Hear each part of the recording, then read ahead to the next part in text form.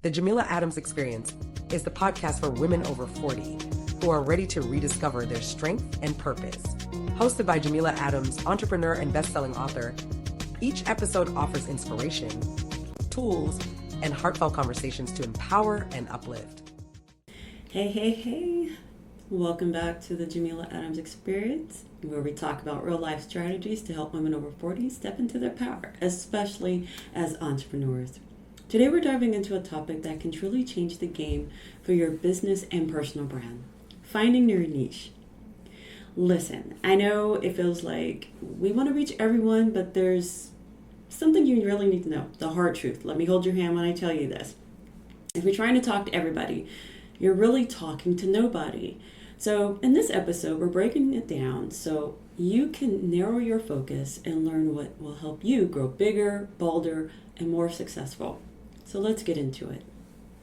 The problem is you're speaking to everyone and you're reaching no one. So let's start with the struggle. A lot of us, especially when we're starting out, think that if we cast a wide net, we'll catch more people. But like I said, let me hold your hand on this. The truth is, when your message is too broad, it doesn't resonate with anyone deeply enough to make an impact. This will cause you to pivot, and that's a whole different episode. Anyway, we'll talk about that another time. Anyway, the point is to remember, we're not for everyone. The goal is to reach the right people that you want to help and serve. So think about it. Would you rather have 1,000 random people who kind of like what you do, but you don't really connect with them, and do you really want them to invest in your business? Or 100 diehard fans who need what you offer, love your content, they convert into clients? That's why finding your niche is so important. The goal is to build and keep an audience that sees you as the go-to person for their needs. Let's talk about how you can actually find your niche. I've got 4 key steps to help you lock it in to finding your right audience. Number 1, get a clear view on who you want to help. Ask yourself, who do I enjoy working with the most? Is it an established business or an entrepreneur starting out? Here we are with the generationals. Is it with millennials or Gen X, even boomers? You gotta throw them in there too.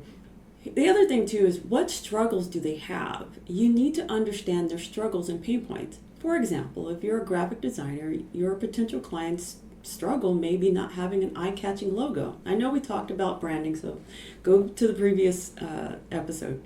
So this is where you step in. What solutions can you bring to the table?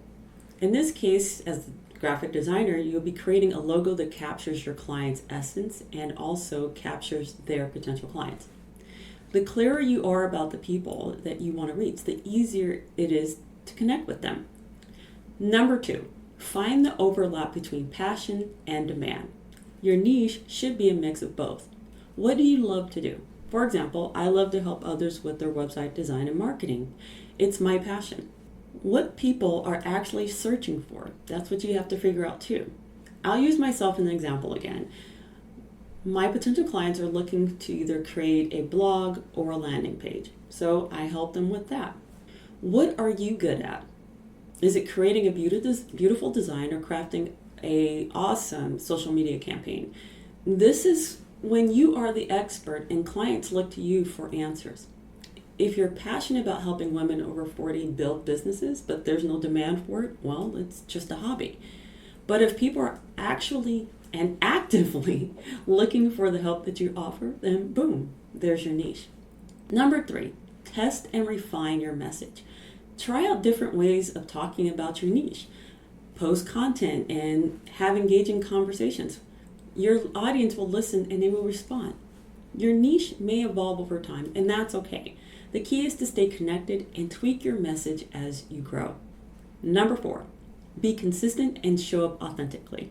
You want to be as authentic as possible. Don't try to be what you think people want you to be. Just be yourself.